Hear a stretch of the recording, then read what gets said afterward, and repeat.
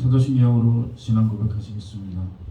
전능하사 천지를 만드신 하나님 아버지를 내가 믿사오며 그 외아들 우리 주 예수 그리스도를 믿사오니 이는 성령으로 잉태하사 동정녀 마리아에게 나시고 본디오 빌라도에게 고난을 받으사 십자가 못 박혀 죽으시고 장사한 지 사흘 만에 죽은 자 가운데서 다시 살아나시며 하늘에 오르사 전능하신 하나님 우편에 앉아 계시다가 저리로서 산자와 죽은 자를 심판하러 오시리라. 성령을 믿사오며 거룩한 공회와 성도가 서로 교통하는 것과 죄를 사하여 주시는 것과 몸이 다시 사는 것과 영원히 사는 것을 믿사옵나이다. 아멘. 잠언 31장 21절에서 25절입니다. 잠언 31장 21절에서 25절.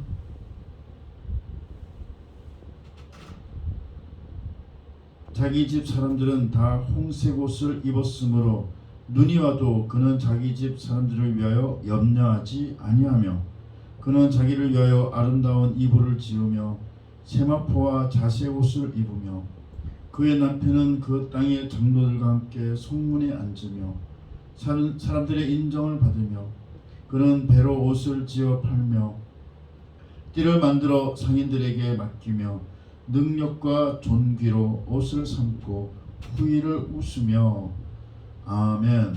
할렐루야. 오늘도 현숙한 여인, 멋진 남편, 정말 믿음이 있는 현숙한 여인, 멋진 남편으로서 어떤 어려움 또 아픔 있더라도 주님 붙잡고 나가면서 주님이 주시는 평안 속에서 거하시는, 또 고난을 이기고 상급 받으시는 그런 매일매일 되시기를 예수님의 이름으로 축복합니다. 성령의 불 간구하시길 바랍니다. 오늘은 현숙한 여인은 후일을 웃는다. 현숙한 여인은 후일을 웃는다 라는 말씀으로 은혜를 나누고자 합니다. 어제에 이어서 현숙한 여인의 모습을 생각해 보고자 합니다. 현숙한 여인의 집의 사람들은 오늘 무슨 옷을 입었죠? 홍색 옷을 입었고 또 자색 옷을 입게 됐는데요. 먼저 홍색 옷은 추운 겨울에 대비하는 현숙한 여인의 모습을 알 수 있게 합니다. 이 홍색 옷은 홍색빛을 띤 두터운 겨울 옷입니다. 그래서 추운 겨울을 대비하는 모습인데요. 그래서 오늘 본문에 보면 눈이 와도 염려하지 않게 되는 것입니다. 그리고 섬세하게 아름다운 이불을 만들기도 합니다. 또 세마포와 자색 옷을 입습니다. 이 세마포는 질이 좋고 값이 비싼 거죠. 세마포는 누구를 생각나게 하십니까? 바로 예수님이 나중에 세마포로 싼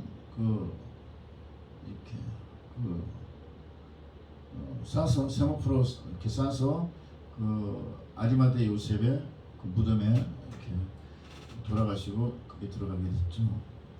그래서 근데 아주 고급으로 아주 그냥 아리마대 요셉이 부유했기 때문에 정말 빌라도에게 아주 담대하게 가서 예수님 시신을 자기가 모실 수 있게 이렇게 얘기를 하고 또 이렇게 정말 비싼 걸로 예수님 시신을 감쌌던 것입니다. 또 자색옷이라는 것은 피니키아에서 수입했었어요. 자색옷 색깔도 이렇게 보라색이죠. 좀 색깔이 참 신비스럽기도 하고 멋있잖아요. 이 자색옷은 참 귀한 것인데 이것도 피니키아에서 수입을 했었어요. 그래서 부녀들 사이에서 굉장히 또 인기가 많았습니다. 이 자색옷을 입었다, 자색으로 물을 들인 옷을 입었다, 이거는 벌써 물질적으로 부자구나 하는 것을 알 수 있게 해요. 그러니까 부자만이 이 세마포와 자색옷을 입은 것이죠. 누가복음 16장에도 나오는데 거지 나사로와 함께 등장하는 부자 역시 세마포와 자색 옷을 입었습니다. 물론 그 부자는 자비심이 없었지만 오늘 본문에 나오는 현숙한 여인은 그 20절, 오늘 지금 21절부터 읽었는데요. 20절에 보면 가난한 자, 궁핍한 자에게 손을 내미는 여인이었어요. 가난한 자, 궁핍한 자에게 손을 내미는 여인이 또 현숙한 여인의 모습입니다. 그래서 높은 신분임에도 불구하고 정말 공고한 자에게 손을 펴며 궁핍한 자를 위하여 손을 내밀 줄 아는 여인이죠. 그래서 이런 그 현숙한 여인, 또 남자에 대해서 얘기한다면 멋진 믿음의 남자가 되시길 바랍니다. 근데 또 우리가 또 생각해 볼 거는 그녀의 남편은 장로와 더불어 성문에 앉아 있었다. 성문에 앉아 있었다는 것은 벌써 그 권위를 뜻해요. 성문에서 뭐 하느냐? 여러 장로들과 같이 앉아서 문제를 갖고 오는 사람들, 막 그 재판이 필요한 사람들의 송사를 맡아서 판단을 해주는 거예요. 판사 같은 역할을 하는 거예요. 그 역할은 아무에게나 주어지지 않습니다. 정말 어떤 그 마을에서 영향력을 미치는 인물만이 그것을 할 수 있어요. 그렇다면 그녀의 남편이 그러한 위치에 이르게 된 것은 남편 스스로만의 힘이 아니었고 정말 그 아내의 힘, 아내의 내조, 정말 현숙한 아내, 근면하고 현숙한 아내의 내조가 크게 작용했음을 알 수 있어요. 오늘 그 남편이 성문에 앉아 있었다는 그 본문의 구절 자체가 현숙한 여인은 그렇게 남편이 성문에 앉아 있을 수 있게 내조를 한다는 것을 얘기하고 있는 것입니다. 따라서 쭉 보시면 근면 성실하고 가사를 돌보고 하나님을 경외하고 가산을 잘 관리하고 그래서 그 집안의 어떤 문제를 잘 해결해 나가고, 그러니까 남자가 집안 문제로 막 고민을 할 필요가 없게 되면서 남편은 그 마을의 일에 관심을 가지고 그 어려운 사람들을 위해서 돕고 그 어려운 문제들을 해결하는 또 판사 역할을 하면서 성문에 앉아서 사람들에게 그 선한 영향력을 끼칠 수 있게 된 것이죠.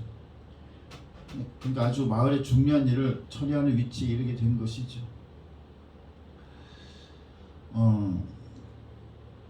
그 남자나 여자나 마찬가지입니다. 이제 지금 현대를 사는 우리들은 또 남편이 또 그렇게 믿음이 있고 성실해서 또 그 여자가 또 밖에 나가서 또 정말 선한 영향을 끼칠 수 있는 것이죠. 이 잠언은 이제 현대적으로 봤을 때 현숙한 이렇게 여인에게만 해당되는 것이 아니라 또 믿음 있고 성실하고 정말 근면한 남편, 멋진 남편, 그 멋진 남편에 대한 이야기라고 할 수 있어요. 현대에서는 남편이 또 아내를 또 그렇게 할 수 있다는 것을 생각해 주시기 바랍니다. 또 현숙한 여인은 옷도 지어 팔고 띠도 만들어서 팝니다. 이렇게 그녀의 근면 성실로 이룬 튼튼한 경제력, 사회적 지위는 사람들에게 존경을 받고 능력 있는 자로 인정받게 되죠. 어쨌든 남편이나 아내나 하나님을 경외하면서 근면 성실하게 탄탄한 경제력을 갖추고 사회적 지위를 갖춤으로써 선한 영향력을 행사하면서 그 사람들과 정말 사랑으로 어울릴 수 있게 되는 것입니다. 그러다 보니 능력과 존귀로 옷을 삼는 것이에요. 오늘 본문 보시면 25절 보시면 능력과 존귀로 옷을 삼고 그랬죠. 이렇게 그런 모든 일이 이루어짐으로써 능력과 존귀로 옷을 삼는 것입니다. 그리고 후일을 웃게 된다. 후일을 웃게 된다는 것은 후일이 장래죠. 장래를 웃는다. 장차 올 날들을 기뻐한다는 것입니다. 장차 올 날들이 두려운 게 아니라 장차 올 날들에 대해서 감격하고 장차 올 날들에 대해서 기대를 하고 미래에 대해서 기대를 하고 설렘을 가지고 그 미래에 대해서 기뻐하게 된다는 것입니다. 이런 모든 것을 행하면서 존귀와 능력으로 옷을 입으면서 장차 올 미래에 대해서 기쁨이 넘치는 거예요. 미래가 기쁘고 미래가 설레고 미래가 기대가 되는 것입니다. 우리가 어떤 사람들은 그 미래가 막 걱정이고 미래가 근심이고 미래가 불안하고 그럴 수 있지만 이 사람 반대예요. 완전히 정반대, 180도 반대예요. 미래가 기쁨이고 미래가 설레임이고 미래가 아주 기대가 넘치고 소망이 넘치는 것입니다. 정말 이 현숙한 여인에게는 그렇게 이 장차올 날들이 기쁨으로 가득하는 것이죠. 가득하게 되는 것이죠. 장차올 날들을 기쁨으로 맞이하면서 기다리게 되는 것입니다. 이렇게 현숙한 여인에게는 장차올 날들이 기쁨이에요. 마찬가지입니다. 여자건 남자건 하나님을 경외하는 이 땅의 모든 성도들에게는 장차 올 날들이 기쁨이고 기대이고 설레임이고 소망인 줄 아시기 바랍니다. 저와 여러분 모두가 장차 올 날들에 기뻐하는 매일매일이 되시기를 예수님의 이름으로 축복합니다. 축복합니다. 305장 찬송하시겠습니다.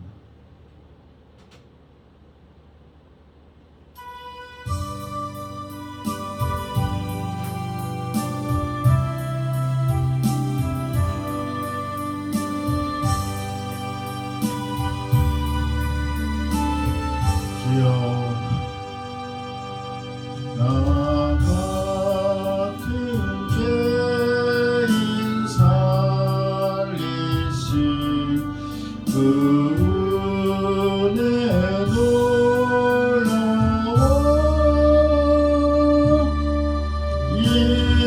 잃었던 생명 찾았고 광명으로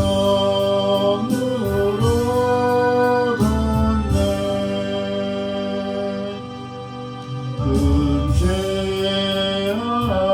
죄악에서 건지신 주 은혜 고마워 나 처음 믿은 그 시간 귀하고 귀하다 이제껏 내가 산 것도 주님의 은혜라 또 나를 장차 본향에 인도해 주시리 거기서 우리 영원히 주님의 은혜로 해처럼 밝게 살면서 주 찬양하리라.